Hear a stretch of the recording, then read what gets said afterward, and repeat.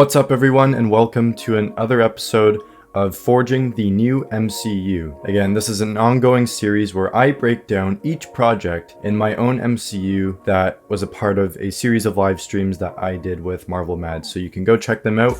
I'll have them linked below if you want. But we're going to be continuing with Phase 1. Before I get started though, make sure to subscribe and like this video and share it around. I'd really appreciate it. And yeah, let's get to it. The second entry in Phase 1 is Thor. So the first one we had Fantastic Four. The story overall is that there's some cosmic entities being targeted.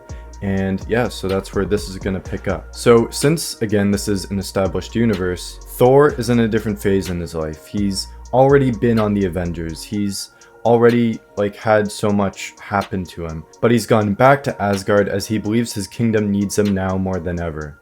Odin is in the Odin sleep. He's been like that forever.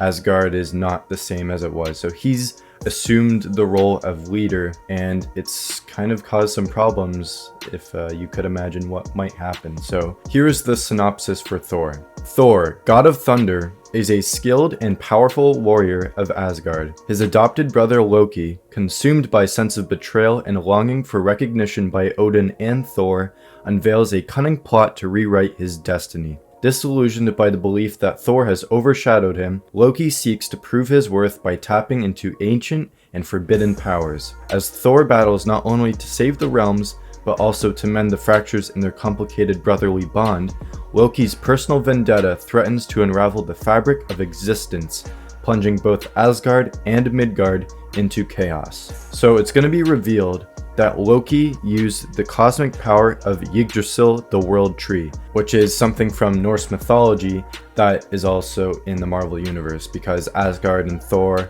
Loki, Odin, they're all Norse gods that have been adapted into the Marvel Universe. So I've kind of figured that Yggdrasil would work as the kind of cosmic entity for this project, because I've already done the cosmic cube in the Fantastic Four. Obviously that's something that has ties to Asgard in the current MCU, but I thought it would be cool if we featured Yggdrasil in a way that kind of builds some kind of importance for the Nine Realms, because this is a side of the Marvel Universe that hasn't been completely explored in the current MCU.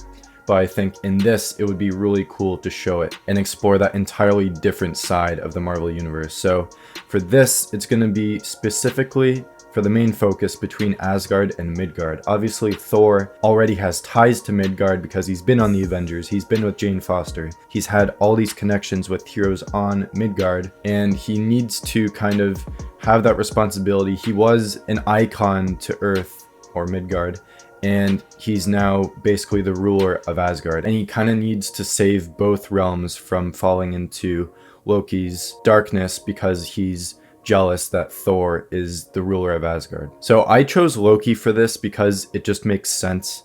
Yes, we've already seen him as the main villain in Thor's first movie in the current MCU, but he just works. You can get so much with Loki being a villain for Thor. He can do anything. If you bring him into this, kind of we expect to have already seen him, the Avengers have obviously already fought Loki, so there's some history there. But we don't see it because it's an established universe, but you assume it's happened because of the kind of relationship they have at this point. And I thought that would be really cool, especially since we've already seen it in the current MCU. We don't really need to redo it again. We already know basically what's happened, so I thought that would be an interesting take. So for the post-credit scene of this movie, this is something that kind of ties it into the greater story. So Reed Richards develops a way to communicate with Thor in Asgard and inquires about his assistance in tracking down cosmic entities across the universe. So obviously Reed Richards and Thor have met before because, again, established universe.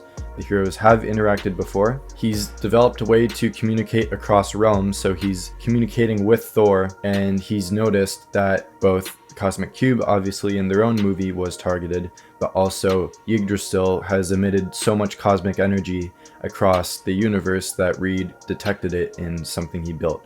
I just thought that would be cool to add. And it kind of builds the overall story of heroes are starting to come together to find out what's happening and why all these cosmic entities are being targeted. Obviously, Loki's doing it for, his own reasons, but it's still something that has triggered a caution among all these heroes that you've had one entity targeted and now there's another. how many more is it going to be? So Loki's actions don't directly like influence the greater story in terms of who's behind all of it. It's just he's done it and the cosmic energy has alerted Reed and he's kind of concerned about what's happening. So that is the post-credit scene in this. You may notice that in these future videos and as the franchise goes on, Thor could be absent. That's because he's gone on his own journey of, you know, discovering cosmic entities, and I thought him going on his own journey would allow other heroes and teams to be involved with the cosmic story as well, instead of Thor just getting all of the other cosmic entities. So that's all I have for Thor. Thank you for watching, and make sure again to subscribe and like this video and share it around. I'd really appreciate it. And thank you to all my subscribers. I'm approaching 600 as of doing this. I'm at 591, but it's amazing how much my channel has grown in the past few weeks. So I appreciate all of you, and I will see you all in the next video where I will be talking about Ant-Man and the Wasp. Thank you for watching, and I will see you all next time.